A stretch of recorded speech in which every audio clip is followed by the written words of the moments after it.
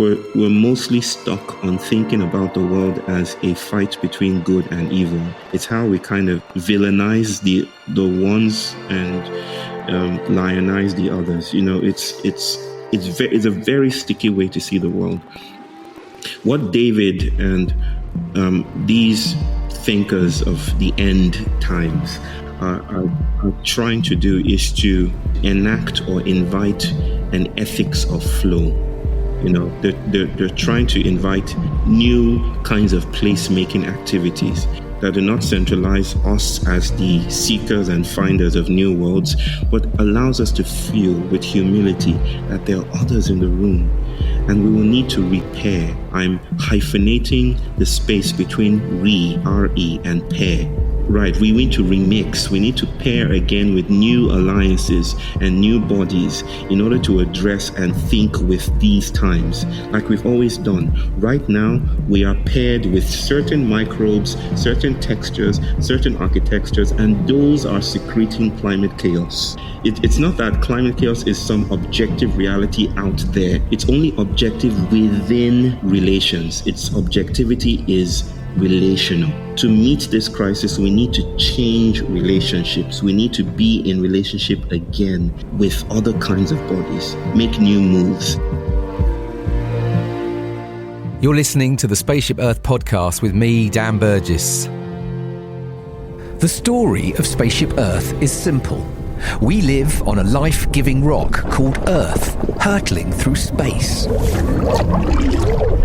Like a spaceship, we have a finite amount of supplies with an intelligent operating system called nature, which keeps everything replenished as long as we all respect it and participate wisely. So a deep relationship with this mysterious system, along with spontaneous cooperation between humans and all life, is essential to keep us thriving and the spaceship flying. In this podcast, I'm in conversation with folk involved in regenerating life, shifting consciousness and reimagining how we can live more beautifully and peacefully. I talk with artists, writers, activists, designers, adventurers, healers, farmers, creative mavericks, and more. Their stories invite us to participate in the co-creation of life-sustaining cultures, in service to life, becoming crew on Spaceship Earth. Greetings, Earthling. Dan here. Welcome to the podcast. Grateful that you've tuned in. And in this episode, I'm hosting Bayo Akomolafe. Now, Bayo is an author, celebrated speaker, teacher, and self-styled trans-public intellectual. This is a concept imagined together with and inspired by the shamanic priesthood of the Yoruba healer trickster, whose vocation goes beyond justice and speaking truth to power to opening up other spaces of power with and queering fond formulations and configurations of hope. Right? You still with me? Okay, so hands up, transparency. Bayo is someone I hold with deep, deep admiration. I'm definitely a fanboy. I first came across Bayo's work around about 2014, and I then spent 5 months journeying with his wisdom and teachings on his own learning adventure, We Will Dance with Mountains. I've never sort of been quite the same since, to be honest, in all the right ways, or perhaps all the wrong ways, if we view this through the lens of modernity. And this is Bayo. He is inviting us to see, feel, and know the world differently, and to step towards the uncomfortable stuff, towards a getting lost. Bayo invites us to see the crises of our times through a post-activist, post-humanist lens, decentering the human, revealing cracks and bringing much-needed trouble to settled narratives. His writing and speaking is prolific, vital, and so generous. If you like this conversation, I would encourage you to dig out. Bayo has been so generous with his writing and speaking on many podcasts across the webiverse. His provocations and the invitations that sit beneath them can sometimes not be fully comprehended in our more comfortable human-centered cultures of progress, which Bayo speaks to with real clarity in this conversation. This was a shorter episode recorded at the end of a slightly frazzling week for me, but as ever with Bayo, there is such stunning insight, provocation and fertiliser for navigating these unravelling times. Bayo will also be one of our special guests on the Remix, kicking off in May. That's the forthcoming 3-month action learning adventure for Story Rebels from Becoming Crew. Those applications are open and coming in. Go to becomingcrew.com/the remix if that speaks to you. So let's cut to it. This is the Spaceship Earth podcast with Bayo Akomolafe. Enjoy. You're listening to the Spaceship Earth podcast with my dad, Dan Burgess. Well, welcome to the Spaceship Earth podcast, Bayo. Thank you, brother. Thank you. Yeah.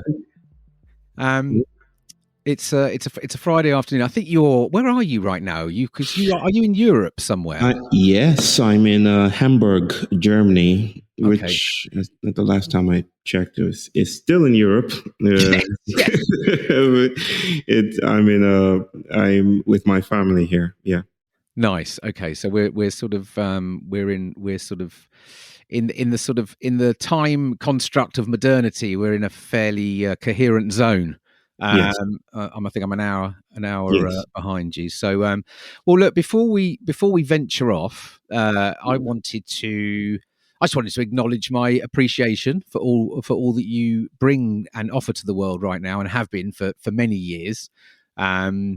With the generosity and compassion that you bring to all of your work, and I just wanted to say that I feel it's just such vital fertiliser, provocation, and just keeps encouraging more of us to hold complexity and open up spaces and maybe widen our views of possible pathways and keeps our assumptions feeling quite uncomfortable is how I would describe it. So I just want to say, it's just so appreciated, and I see your work and your offerings kind of spreading and seeding, and that feels really, it feels great to be able to sort of witness that. So I just wanted to say that. Thank you at the start here.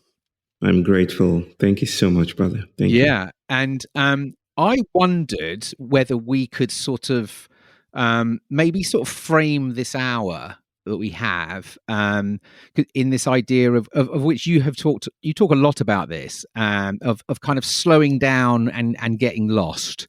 Yeah. And I wondered whether that might be a sort of a place that we could sort of work from in this end of the week, so to speak. Perfect. That feels like a good place to jump in. Yeah. Yeah, which I think rightly is connects to your Uber roots, right? But this idea, there was this saying, in order to find our way, we must get lost, which I remember sort of being quite struck by that, and I've been sort of holding that for quite some time, actually, as a kind of a provocation, I guess, which means lots of things to me as more and more of the world makes less and less sense.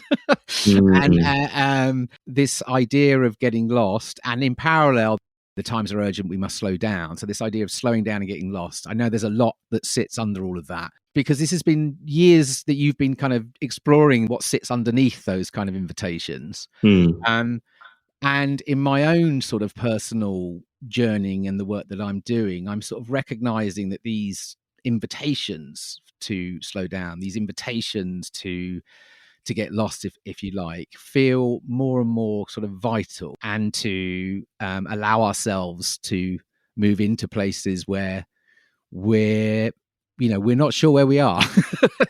There is a sense in which there is an intense mimification. Or is the word mimetization? I don't know. You know what I mean by Yeah. that, right? The proliferation of memes, Yeah. convenient sound bites around my invitation to slow down. It's very popular, a thing to say now. However, I think some of the ways that I hear people dance with this is or navigate the thresholds and challenges that this offers to our ongoing conversations about crises and all that is that they're seeking a break. It almost feels like an internal or an interior quest for solace or solitude. Like let's go on a vacation, or let's do more yoga, or let's do more breath work, right? Let's just slow down the way we're breathing and stuff like that. And maybe we can, but that's not what I'm saying at all. I mean something a lot more disturbing.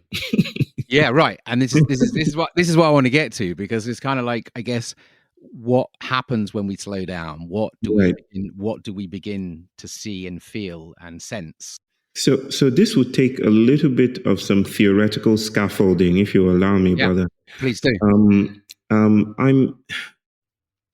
What comes to mind now is the myth of Prometheus. You know this myth, the story of Prometheus, Tell us a bit if you can. the titan that gives humans fire, with which they become immortal. Like, right, with fire you have power, and so Prometheus is a titan in Greek mythology that does this irreverent, seditious act that violates Zeus's trust. And Zeus enacts punishment, punishes Prometheus by chaining him to the side of a mountain. Okay? And every morning, as Greek punishments go, every morning a giant eagle swoops down and eats up the liver of Prometheus. And at night, the liver grows back again. Okay. And in the morning, the eagle comes again and eats it. And in the night, it sprouts again, ad infinitum. It's almost like the punishment meted out to Sisyphus, right? It's the rolling up a stone up a mountain and it rolls down again.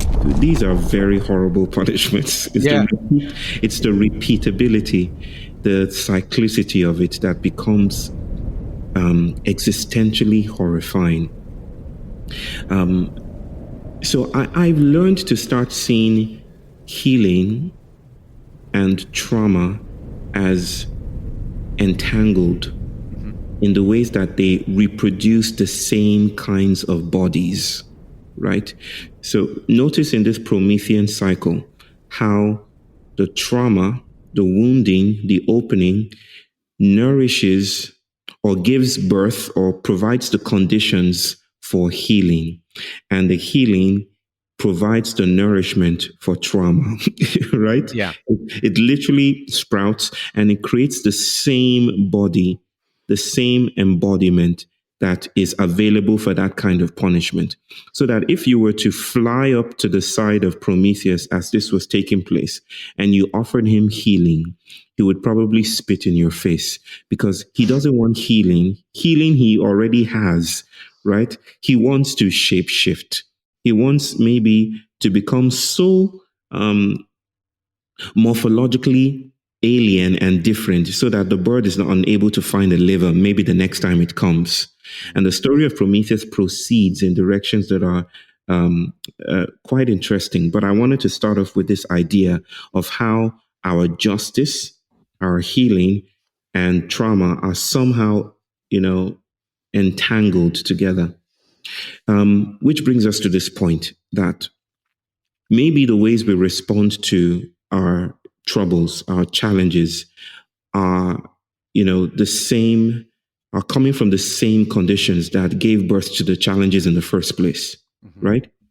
And maybe this asks of us some kinds of moves and gestures and imaginations that will take us away from the trajectory of that toxic cyclicity so that we're alive to other possibilities, alive to other doings, alive to other ways of being and becoming with ourselves and others and the world, that surveillance mechanisms and nation state systems and even the public order may find impenetrably alien.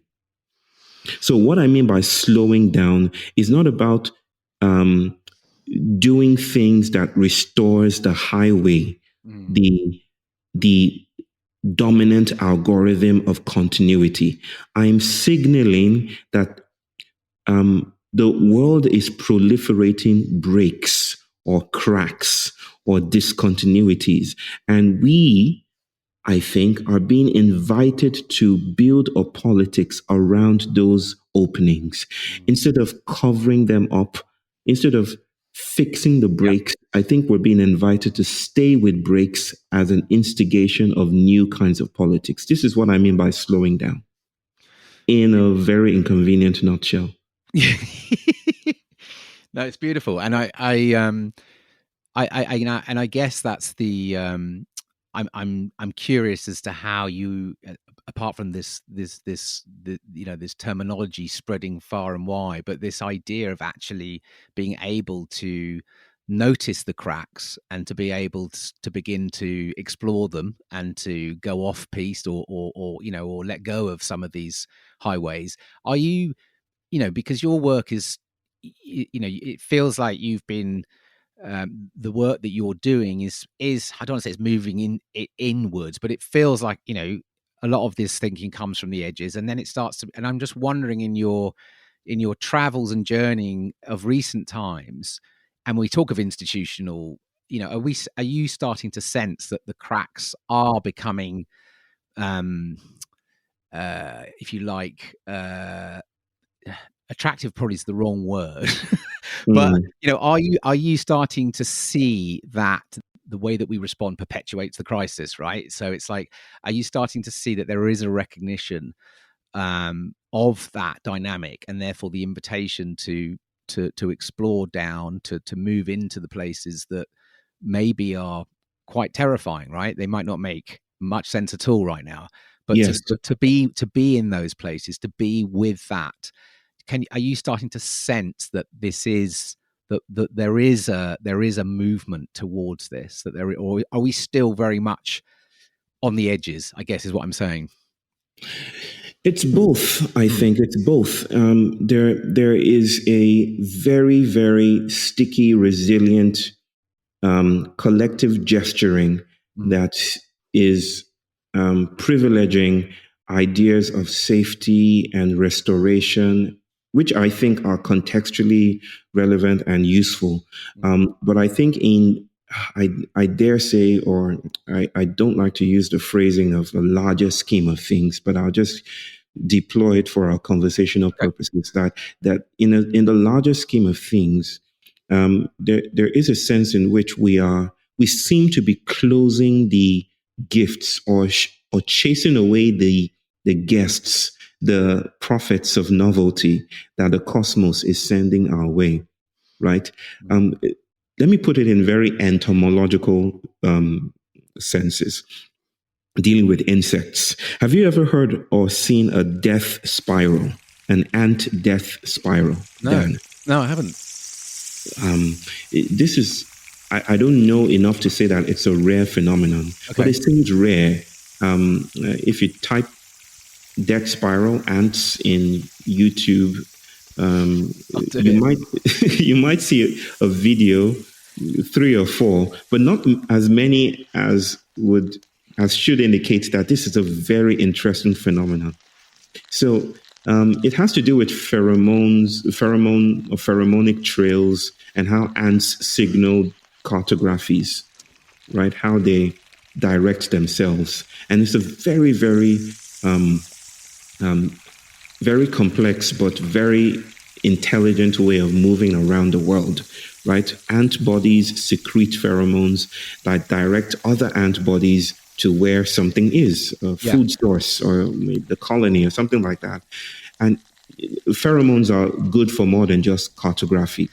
They shape how ants show up in the world. They're chemicals that that are, that shape every aspect of ant life.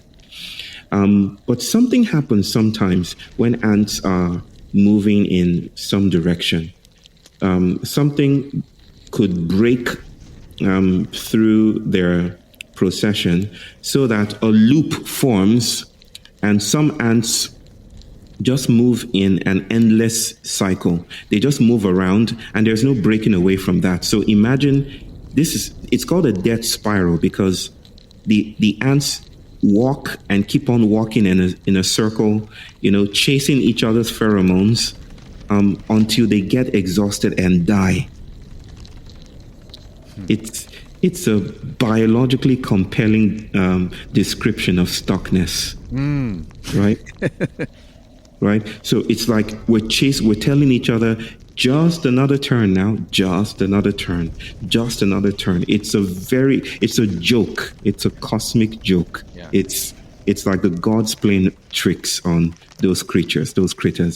And they're unable to break away from that trance. And they just keep on going round in circles and they die in those circles, right?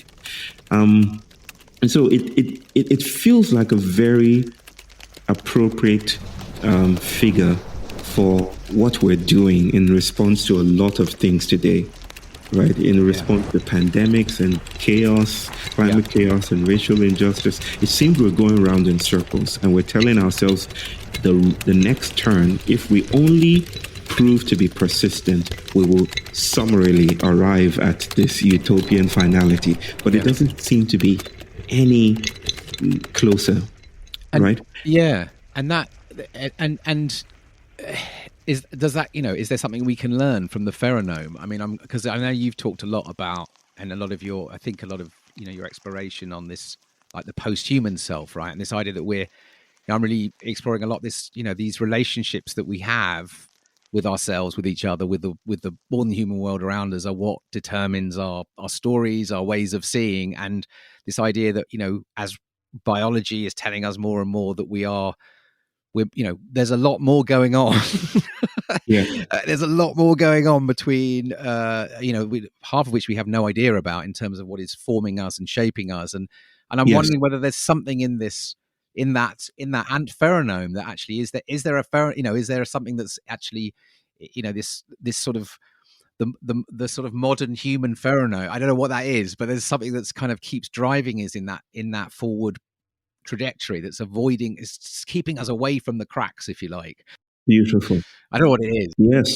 Yes, that's a brilliantly insightful way to frame it, or to move to this figuration of ants in circles. It's that we tend to think of ourselves as individuals responding to our environments. And then we leave all it's habitually convenient to not think about the ways that we are ecological secretions, right? That we are environments responding to environments, that we're not at all individuals trying to change the world. That's a modern myth, right? It's useful for certain purposes, but it breaks down under the weight of other ecological burdens, right? There is a sense in which architecture, texture, color, the food we eat, the institutions we propagate, the legislation that we pronounce on publics. Now, all of these things weave assemblages, and we are caught up in those assemblages. We become with those assemblages. We don't think outside of these assemblages. Something needs to come from the outside, so to speak. And I'm qualifying the outside with air quotes here that you cannot see. But something needs to break through or transversalize that assemblage before new paths or cartographies can be charted. But as at this moment, brother, it seems majorly that we're going around in circles because this is what environments do. We're stuck. We're stuck and it might um, add up to some kind of a pheromone trail, if you will. So let me go ahead with this. The question then is, how do we break out? And what I'm trying to share with people is that we cannot break out. I'm sorry, but it's not. I'm sorry. I'm not a motivational speaker. I don't inspire people, or I'm not a No, we can do it kind of person. I'm trying to say we cannot do it. It's not left to us. We don't have. This is the shocking thing, the scandalous thing to modernity. It reduces agency to individuals, right? And I'm trying to say, no, we live in a cosmology that should be named humility. And we're not going to get around this or get through this as if the world were just available for our scrutiny or our interventions. We live in a more than human world. But here's where things get interesting with the ants in formation, right? Have you heard of codiceps, a fungus called Yes. Osteocodiceps unilateralis? I've been speaking about it a lot. I was introduced to this by my dear sister, Sophia Strand, and I started to explore what this might mean within the stories that I was telling. Codiceps infects ants, right? And other insects. It sporulates, it sends its spores, and those spores infiltrate ant bodies. And the infiltration takes over the ants' bodies totally, their nervous systems, flooding their brains with hallucinogens. And somehow this effectuates a strain away. Think about it, brother. Like, it takes an infection to break the trance of a pheromonic imperative, right? It takes that transversal fungal infection for an ant to, like, you know what? I'm just going to go this way. It's not volitional. It's not entirely volitional. I mean, the ant might think to itself, I am making these choices. I am deciding to not go in this trail. I am deciding not to go around in circles. I am deciding to go up to that tree and dig my jaws into the underside of that leaf and die. I'm deciding. It's all my choice. It might seem volitional, but there are other matters, at work. And this infection leads the ant to produce something that is not entirely fungal and something that is not entirely insectoid, but something that is a queering of borders, of boundaries.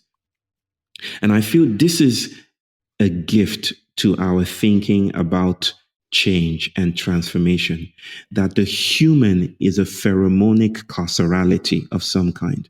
We're stuck. We're going around in circles and we're dying in our exhaustion. We're producing veteran activists faster than we're producing breaks, right? And somehow this trail, this idea of an infection is the invitation, a post-humanist invitation to experiment with the monster. And the monster is at the heart of my stories around post-activism, my narratives around slowing down. By slowing down, I do not mean that people literally reduce their speed. I mean that people break away from the economies of relationships that reproduces the crises that we're in.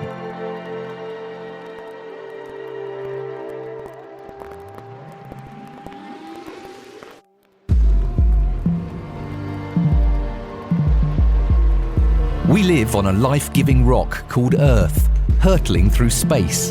How bonkers is that? You're listening to the Spaceship Earth podcast.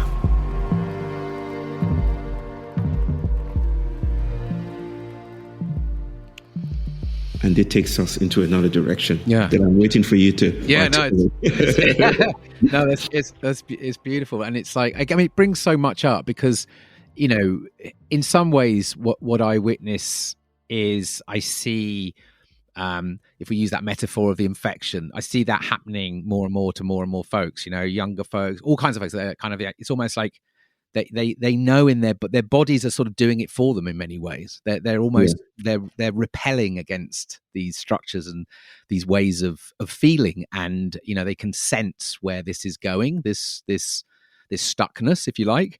There's a letting go that And of course that's also very challenging for lots of people, because the dominant system does not, we see that happening all over the place, right? And Yeah. in this binary world, right? It doesn't like it. It feels like, I think if you're speaking to it, it's almost it's a metaphorical infection, but it's almost trusting that there is something else that I am allowing myself to become, or I am allowing myself to let go of.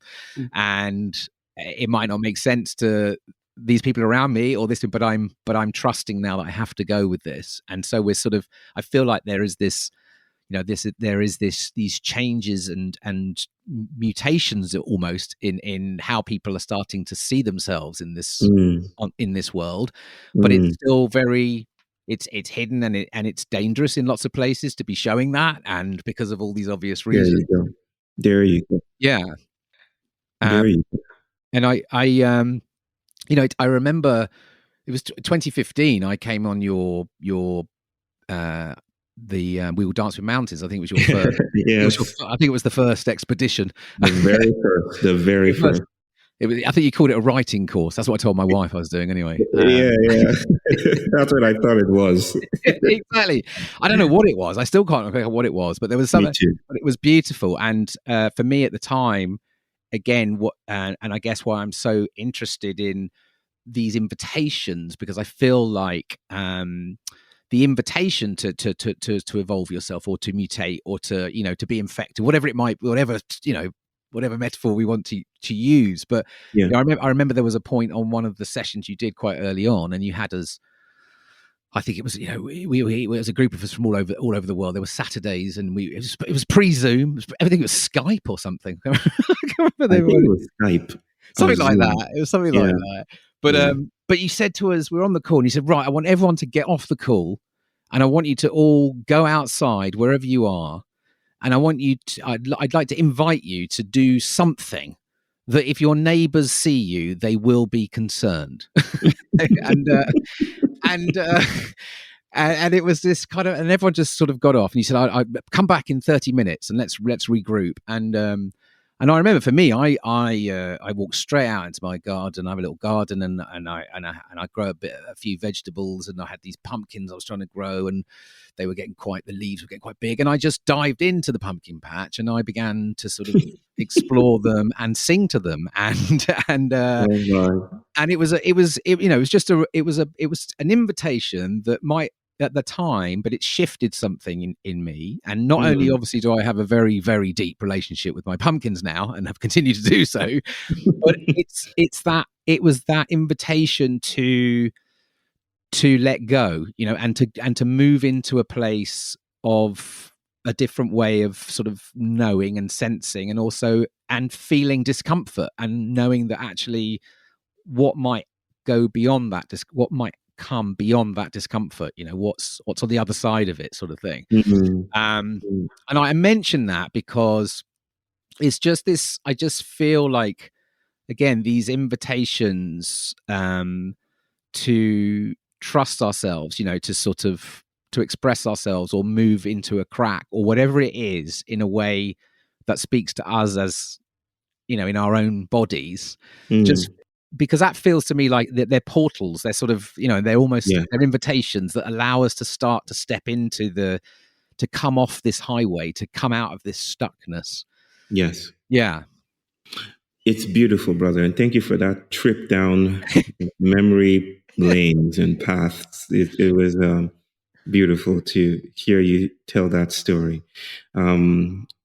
Yes, it feels to some extent that cracks are, the way that I think about cracks are, sites of generative failure. Failure from the perspective of the surface, of the status quo, of the familiar. You rolling around with your pumpkins is definitely an invitation to the asylum. Right? It's failure of some kind. It's not productive. That's not how citizens should behave. There's no value in that behavior. There's no value. What are you doing? This is not what you should be doing. You should be at work. You should be on an Excel sheet or something, instead of cavorting with pumpkins. But it's failure of some kind, and I use the figure of the monster to embody this failure, right?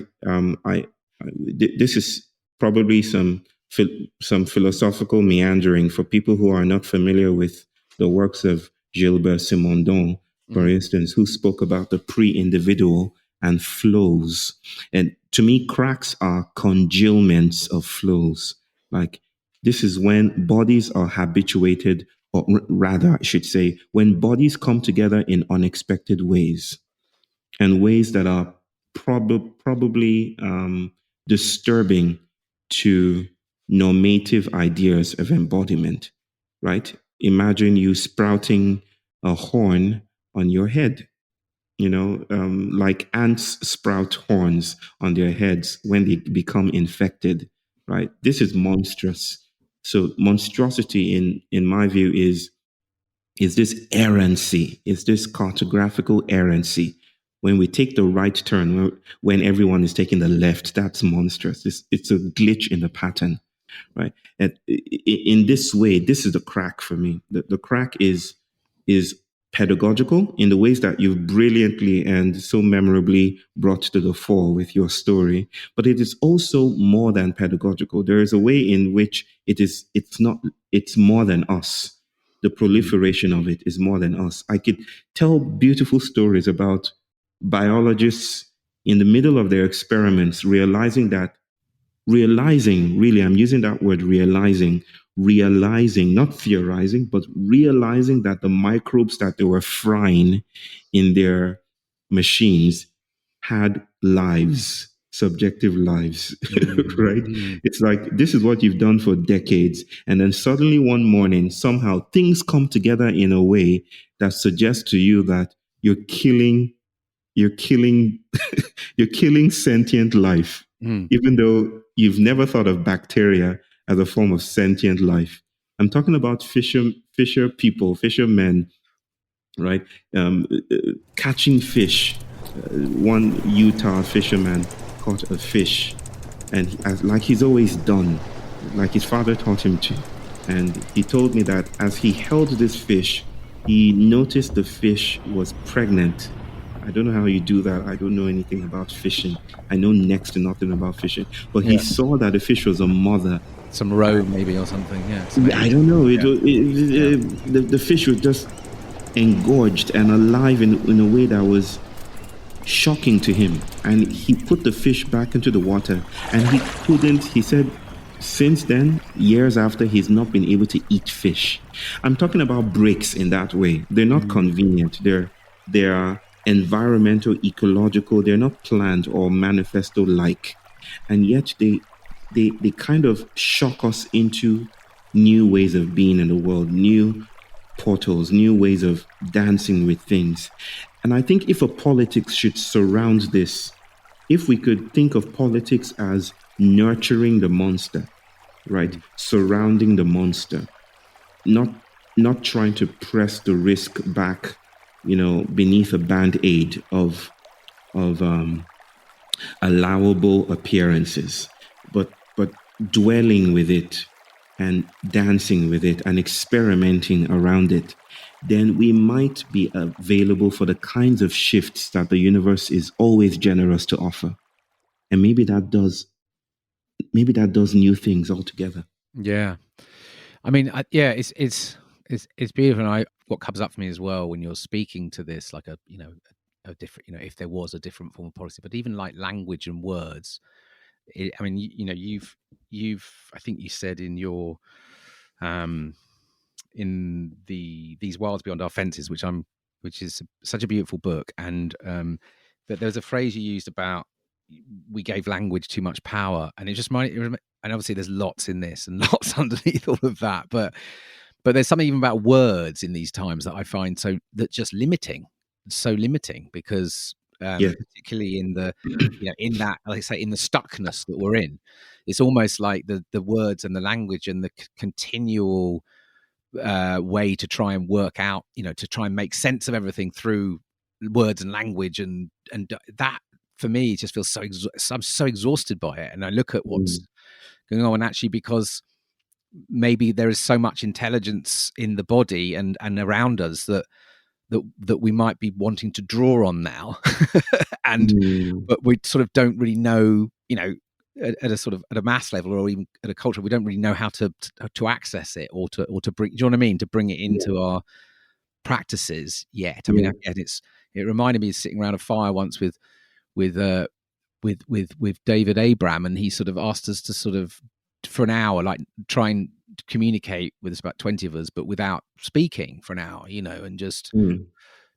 and again, it was both sort of massively uncomfortable hour, but also Mm. like extraordinarily, just quite magical about what sort of happened through that. Do you know what I mean? Mm. And so again, the sort of, I guess, the ways that we might be bringing in the practices we might be.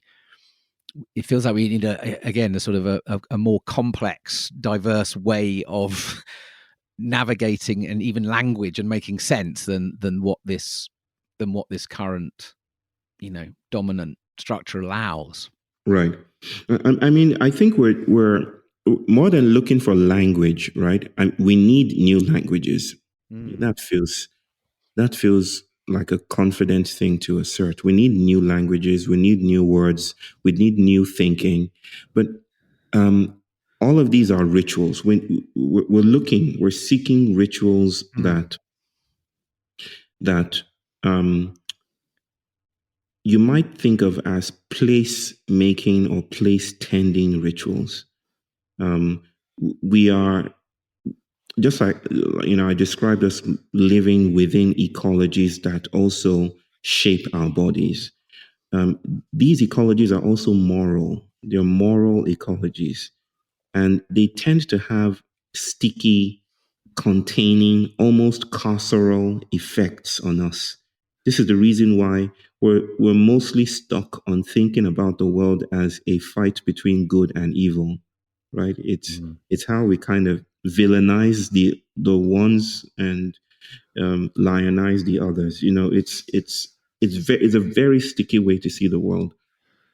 What David and these thinkers of the end times are Yeah, attempting feelers, as I've heard. feelers, thinkers, feelers, gropers of in the dark are trying to do is to enact or invite an ethics of flow.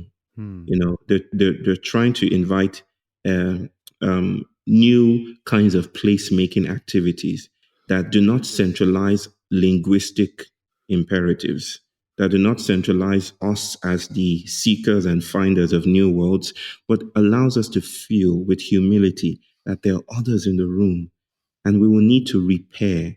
But by repair, I'm doing something with the word there. I'm hyphenating the space between re, and pair, so that I'm doing something else with the word. I'm not saying restore, like restore to a given image. I'm saying we need to pair again. So it's We need, remixing.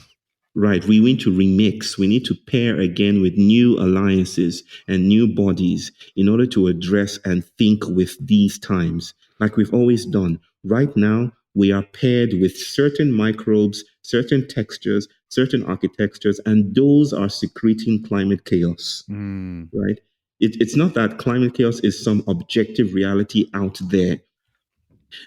It's only objective within relations. Its objectivity is relational, Yeah. right? And so to meet this crisis, we need to change relationships. We need to be in relationship again or with other kinds of bodies, make new moves. And I think David is onto something with language. Fernand Deligny had tried this in the 1960s in the south of France, working with nonverbal autistic children by refusing to use language in the camps, right? They refuse language altogether, Amazing. Wow. So yeah, I mean, on the moving into new relationship, I guess it feels like I'd like to just bring in a little bit on stories. And I know again, this is this can open up a Yeah. whole can of worms. This learning adventure, which you are going to come and make a guest appearance with us, which is amazing. Which is called The Remix. It's coming in May. We're inviting people on a deep relational inquiry of story. So we're very much convening around an exploration of the relationships we have with ourselves, like who actually are we? What is this body about? What is going on with our relationships with others around us, and with obviously this vast, more than human world, which we know a little bit about, but not a lot, and how those relationships determine, in many ways, how we story the world around us. So we're going to be exploring at that level of relationship and all of the sort of the mess and the magic that sits under all of that. But I one of the things we wanted to invite you to speak to us to, or at least to come in on, is I know you've talked a lot about. I mean, I'm paraphrasing here, but I'm saying, like, this idea of just being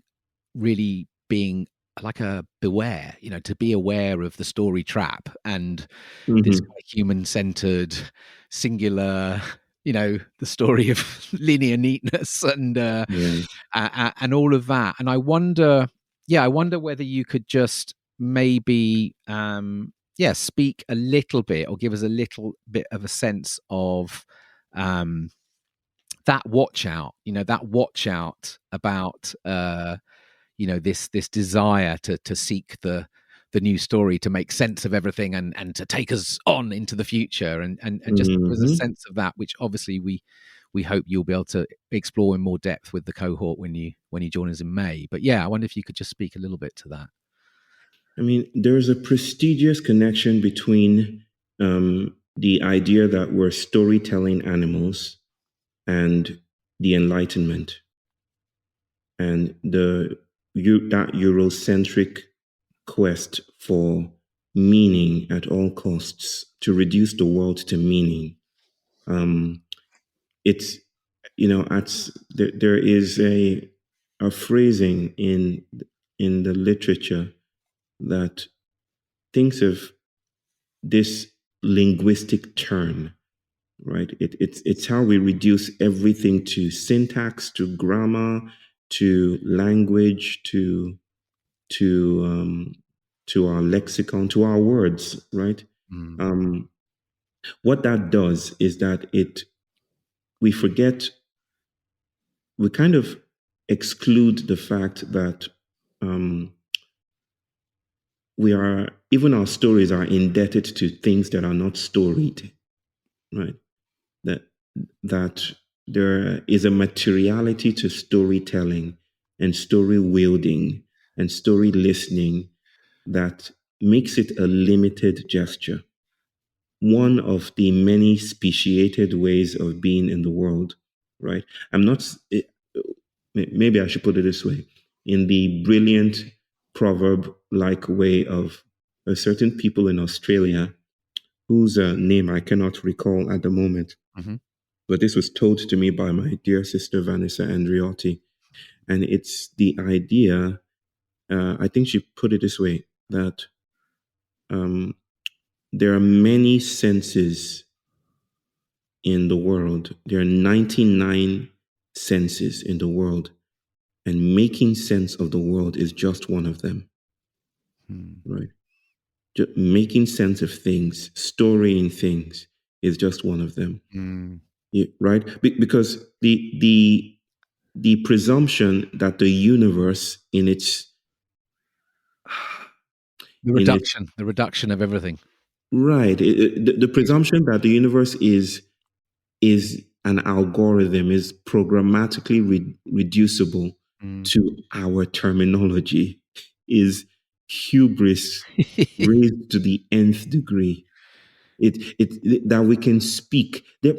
I'm just getting a sense, especially from the worlds that have birthed me, that there are places in the world that are unspeakable, right? Where to speak would be to violently disrupt what is going on, or what we're encountering,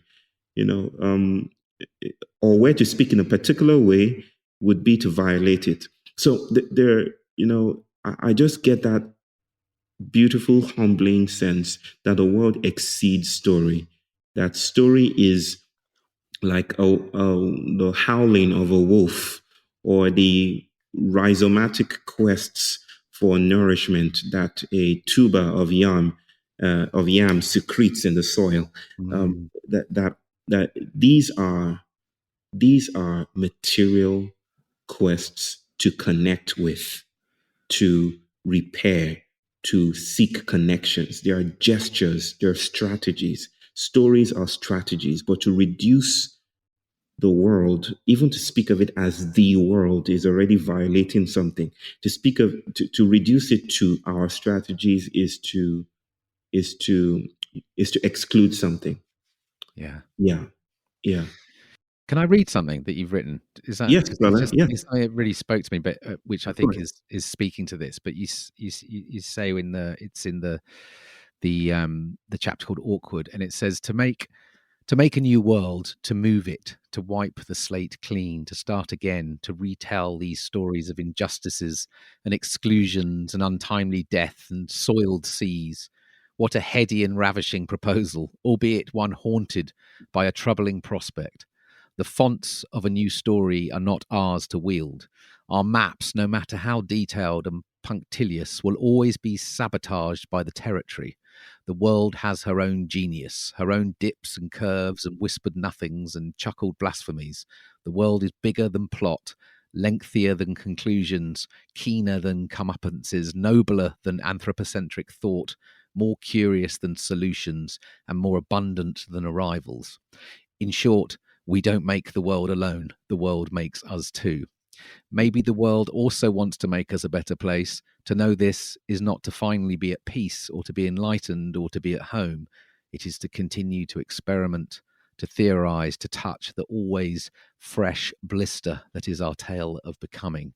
It is to see how we are seeing. Hmm. Sounds better coming from your mouth. Your British accent just gives it a beautiful lilt. Excellent. Maybe I should do your audiobooks for you. Beautiful. But no, but I think that's it feels like this is some of what we're speaking to here. Yeah, yeah, yeah, Um, yeah. The world bigger than plot is just about right. yeah. Well, look, we'll look forward to diving more into that Of course. when you come and guest with us. Yeah, I wondered whether you could talk a little bit about fatherhood in these yeah, times, because I yeah. know you know the, these Wilds Beyond Our Fences was very much based on that letters to your daughter. Yeah. um and I guess what I'm curious on lots is, I'm a dad, and I have three kids who've become have really become central to everything that I explore and inquire with, since pretty much since I fell down the climate change hole the year after my son was born, and I've never really come back up. And but I there was something. There's lots in the book for me. There was this phrase where you said it was to your daughter, and you say, "I wish for a world that loves you the way I do, that knows something the world I now live in doesn't know." And that just really jumped out at me. Just in a really sort of right, it got me right in the chest, to be honest, and Mm, because I could really connect with that, and it's something I feel that I carry that kind of disorienting, fearful sort of questioning uh, mm, with me as I go. I know we talk about decentering the human in these times, but I'm really often always thinking, why are we not centering the young more mm, mm, in our in these times, listening more to the young, and at least my understanding of of how many other species work. At least it seems to be that the young are always at the center. There's sort of, mm, and I'm so I guess I'm and I sense this a lot through my own journeying as a dad, but I sense it through the work I do with, which is often bridging lots of different groups, listening to the young, listening to the, the different parts of the systems. But I'm struck how not just this kind of hierarchical view that again sits in, particularly, I guess, in this colonial structures of where we put the young below, in terms of knowledge or importance or whatever, they're hierarchically below the sort of the adults, Yeah. and so I'm troubled by that always, not just because it doesn't fit or sit well, but also because I really sense how much possibility for actually traveling into the cracks the young have, right? And Yeah. Yeah. they've worked it out. They know that that the road ahead, more and more of them, I feel, they know that road ahead is going nowhere that they want to go. So Yeah. I guess I'm just interested in that, and I'm also interested in, are you seeing, or do you know of, in these times, cultures or communities that are starting to put more the young at the center? For me, it's very alive always, and it feels like really beautiful possibility in, it's like the hospiting modernity work. It's Mm-hmm. like what a project that would be for, Mm. for education systems that are sort of coming apart as it Mm. is. To bring them in, for that to be driven or to be led, to be led by the inquiring of our young. So anyway, I'll stop there. But Yes. Yes. It's the reason why the next iteration of We Will Dance with Mountains, which has been a theme in our conversation, is going to be with children. oh wow, We're bringing, well, that feels very deploy language ish. We're seeking to work with children, huh. and maybe I would say this with, I'll say it with some hesitation because I'm still working through this concept. Mm. But it seems to me that cracks are crack like because we're adults. Huh. It's that things are much more liminal and fluid like with children. Like monsters, it seems monsters become even more monstrous the more we lose our capacity to play, Mm. right? So that it usually is. I'm recalling. I don't know why Quasimodo from Yeah. Quasimodo just jumped into my head right now, and I'm remembering the final scene where the city is confronted with the bell ringer Yeah. finally showed his face, and everyone is startled and struck by how terrible he looks. And the person that steps forward is a child, and the child is doesn't have a title or doesn't have any degree or something, but is a child that touches Quasimodo and takes him to the city. It's a child that brings the monster to us Mm. and says, he's good, he's fine, he's all right. And everyone now says, yay, this is the way that children lead us. No, I'm going to write this into an essay.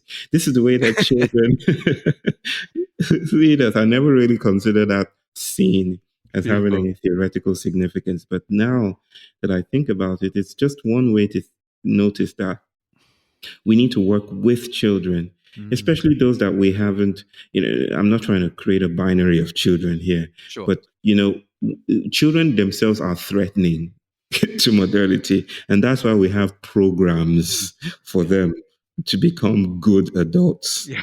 good citizens. Programming. We program our kids to be schooled properly, to sit in chairs, to sit and do their work, to listen and to be obedient.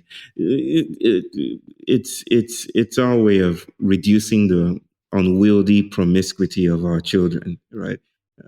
But I think there's room for working with them, for allowing them to lead us, Play has to be central to the ways we address the IPCC report, the one just released on Monday, Yeah. or else we're stuck in that pheromonic imperative that would lead us to die and Yeah. not die well.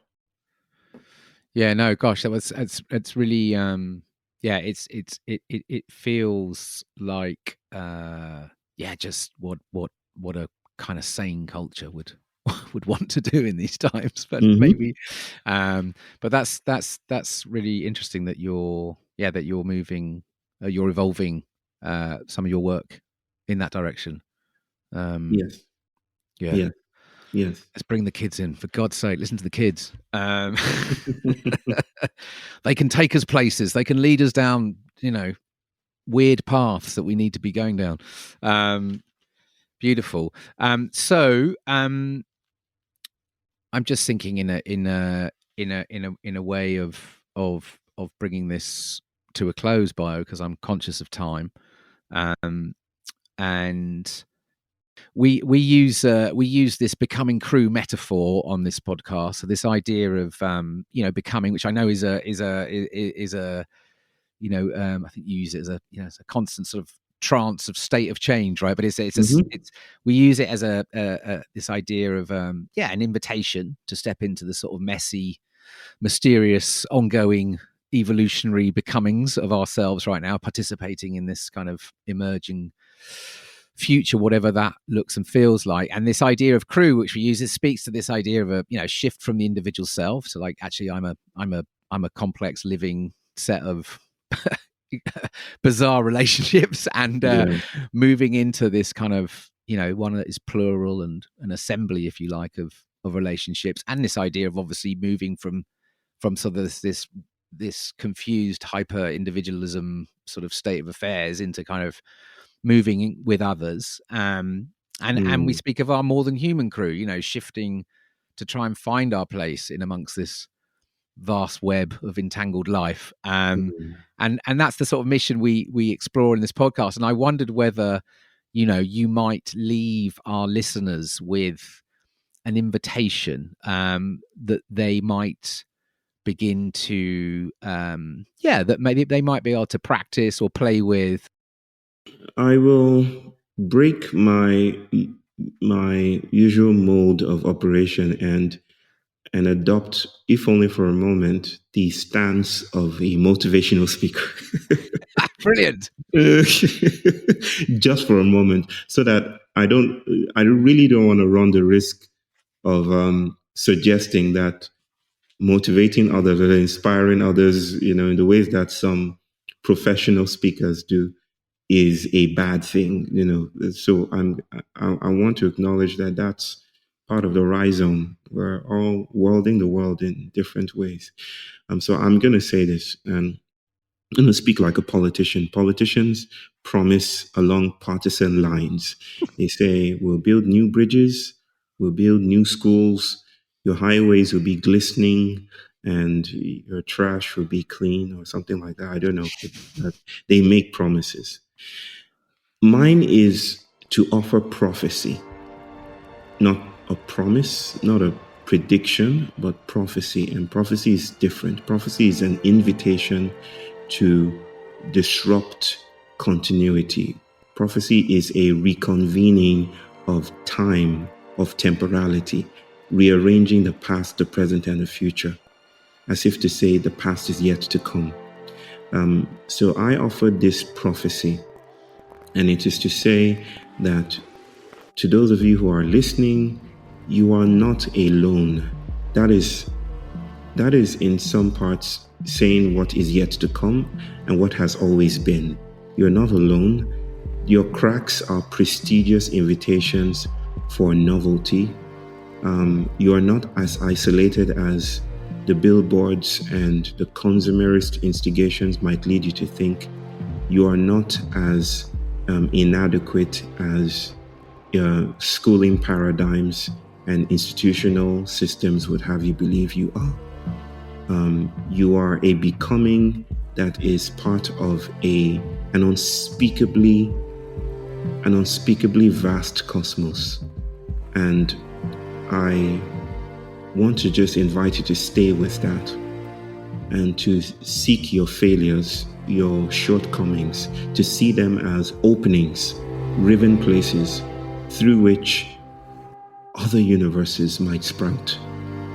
Share them, share the generosity of your riven place, and let's see what happens. Beautiful. Thank you, Bayo. Thank you so much. I really, it's great to have you here, and thank you for your time. And we look forward to welcoming you onto the remix session where we can dive deep into the story's mystery. I'm grateful, brother. Thank you. Take care. Yeah.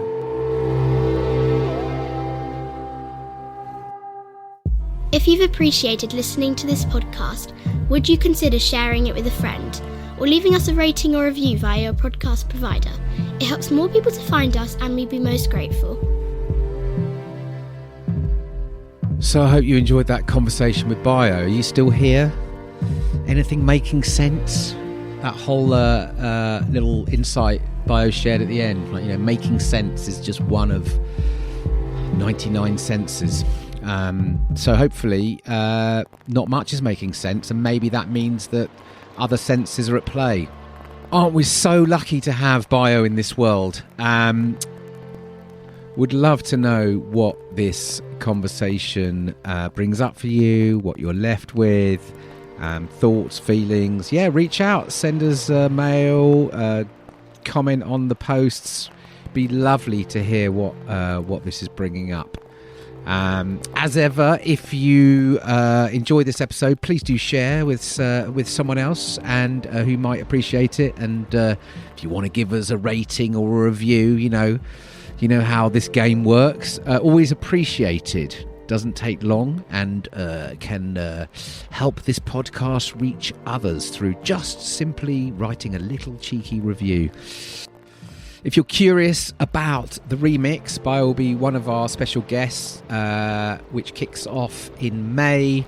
There's about 3 weeks to go on applications. You can find that all at becomingcrew.com/the remix. As a phenomenal crew, first cohort that are gathering around this journey. So yeah, reach out. I am going to play out not with a song, but with a prayer. Yeah, this is called A Prayer for This Moment. And this was actually created by Bayo together with V, formerly Eve Ensler, and it was co-created during a conversation between Bayo and V in a gathering called The Promise and Limits of Restitution, Returning to Congo, from the Democracy and Belonging Forum at the end of last year. And in the spirit of experimentation, Bayo invited V in that moment to co-create a prayer for this moment, for what this moment calls us to attend to.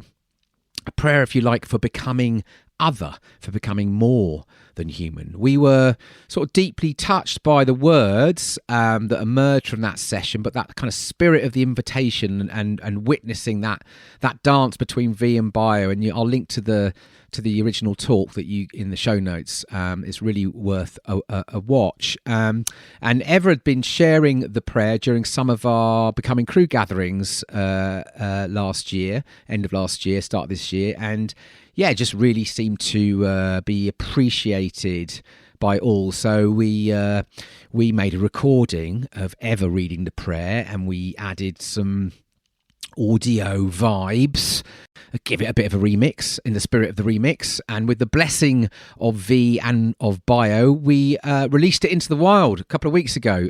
But it's a true prayer for this moment in time. It's one for the headphones and turning up. So yeah, again, if this speaks to you, please pass it on. Until next time, peace and out. This podcast is created in service to life, for you. It takes time, funds and energy to make.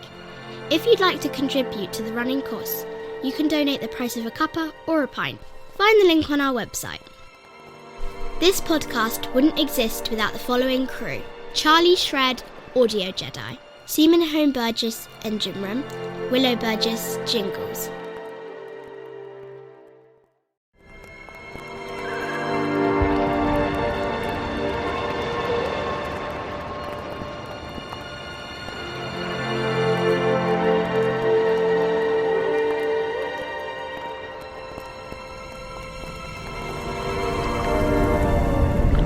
May we call to the parts of ourselves and each other that are buried in ourselves, that long to be freed into what they desire to be.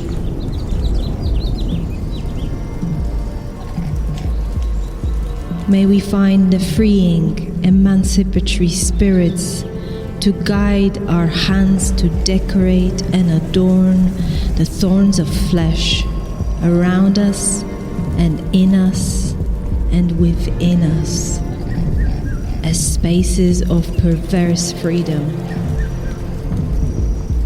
dancing emancipation. May we see that which has been hurt inside us, those hurt portals, as openings to the worlds we need to travel to in new forms, whether they be animal form or spirit form, so that we can touch into the parts of ourselves that can guide our imagination. May we be visited, may we be thoroughly visited, and in the wake of the traveling ethical trickster, may we find new ways of becoming with the world and with each other. May our road be rough. May we use the word becoming, becoming, becoming as our central mantra and accept everything that it brings in its path.